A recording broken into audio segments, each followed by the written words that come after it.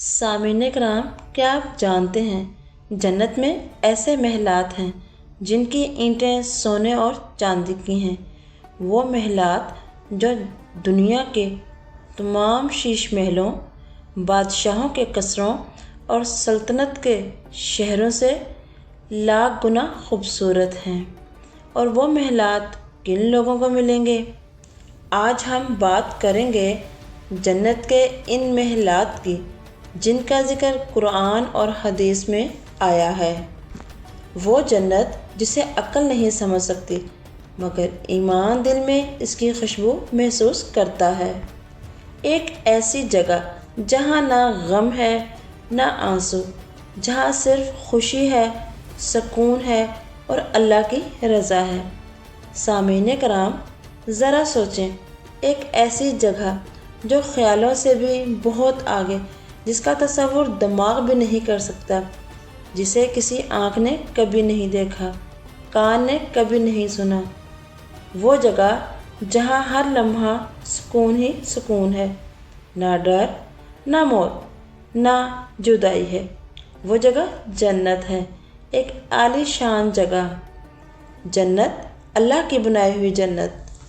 سامعین کرام، اکثر لوگ سمجھتے ہیں کہ جنت صرف پھلوں، باغوں اور نہروں کا نام ہے، لیکن قرآن ہمیں بتاتا ہے کہ جنت رہنے کی مکمل دنیا ہے۔ اللہ تعالیٰ فرماتے ہیں، ان کے لیے بلند کمرے ہوں گے جن کے نیچے نہریں بہہ رہی ہوں گی۔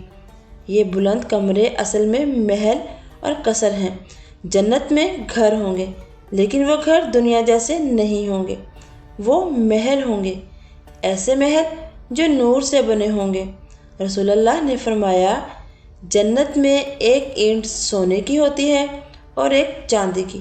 سوچو، جہاں دنیا میں صرف چاندی اور سونے کی سجاوٹ ہوتی ہے، وہاں پورا محل سونے اور چاندی کا ہوگا۔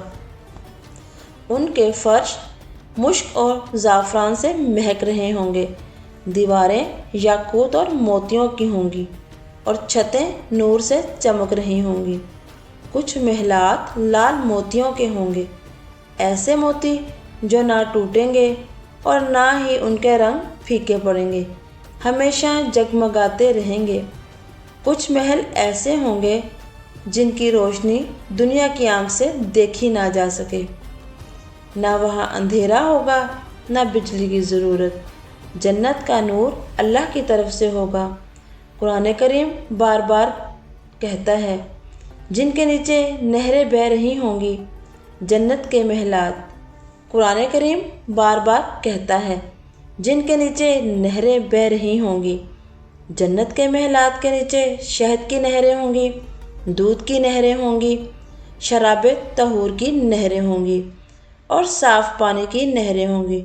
سوچو، محل کی بالکنی سے نیچے دیکھیں اور شہد کی نہر بہہ رہی ہوگی، نہ گندگی ہوگی، نہ بدبو، نہ ختم ہونے کا ڈر۔ جنت لاٹری میں نہیں ملے گی، ہر جنتی کو اس کے اعمال کے مطابق محل ملے گا۔ رسول اللہ صلی اللہ علیہ وآلہ وسلم نے فرمایا کہ جنت میں درجات ہیں، جیسے آسمان میں ستارے۔ جو زیادہ نماز پڑھتا ہے، جو زیادہ صبر کرتا تھا، جو چپکے سے صدقہ دیتا تھا، جو گناہ سے لڑتا رہا، اس کا محل بلند ہوتا چلا جائے گا۔ جب مومن جنت کے دروازے پر جائے گا تو فرشتے کہیں گے، سلام ہو تم پر، تم پاک رہے، اب ہمیشہ کے لیے داخل ہو جاؤ۔ پھر اسے اس کا محل دکھایا جائے گا۔ سوچیں، جس طرح دنیا میں گھر ملتا ہے لیکن یہاں گھر نہیں، ہمیشہ کا محل۔ اب بات کرتے ہیں جنت کی حوروں کی۔ قرآن پاک میں ارشاد ہے کہ ہم نے انہیں نیا پیدا کیا۔ حورین نہ کبھی بوڑھی ہوں گی، نہ کبھی بیمار، نہ بد اخلاق۔ ان کی آنکھیں گہری اور روشن ہوں گی۔ ان کا حسن ایسا ہوگا، اگر مسکرا دیں تو پوری جنت روشن ہو جائے۔ رسول اللہ نے فرمایا، اگر جنت کی ایک حور زمین پر جھانک لے تو آسمان اور زمین روشن ہو جائیں۔ اسی طرح ایک اور حیرت انگیز بات نبی صلی اللہ علیہ وآلہ وسلم نے فرمایا، جنت کا سب سے آخری جنتی، اس کو دنیا سے 10 گنا زیادہ جنت ملے گی۔ سوچو، جو سب سے آخری ہے اس کا حصہ اتنا بڑا ہے تو جنت الفردوس میں اس کا مقام کیسا ہوگا؟ جنت کا سب سے بلند درجہ جنت الفردوس ہے۔ یہ اللہ کے عرش کے قریب ہے۔ یہاں انبیاء ہوں گے، صدیقین ہوں گے، شہداء ہوں گے، اللہ کے خاص بندے ہوں گے۔ یہ وہ جگہ ہے جہاں رسول اللہ نے فرمایا کہ اللہ سے جنت الفردوس مانگو۔ دنیا کے محل کچھ سالوں کے لیے ہیں، لیکن جنت کے محل ہمیشہ کے لیے ہیں۔ سوال صرف یہ ہے، کیا ہم ان محلات کے لیے جی رہے ہیں یا صرف مٹی کے گھروں کے لیے؟ اگر آج کی یہ بات آپ کے دل کو چھو گئی ہو اور آپ نے جنت کے ان محلات کا تصور کیا ہو جو اللہ نے اپنے نیک بندوں کے لیے تیار کر رکھے ہیں، تو یاد رکھیں، یہ صرف کہانی نہیں، یہ ہماری زندگی کا اصل مقصد ہے۔ اس دنیا کی عیش و عشرت ختم ہو جانی ہے، لیکن جنت کی زندگی ہمیشہ رہنے کے لیے ہے۔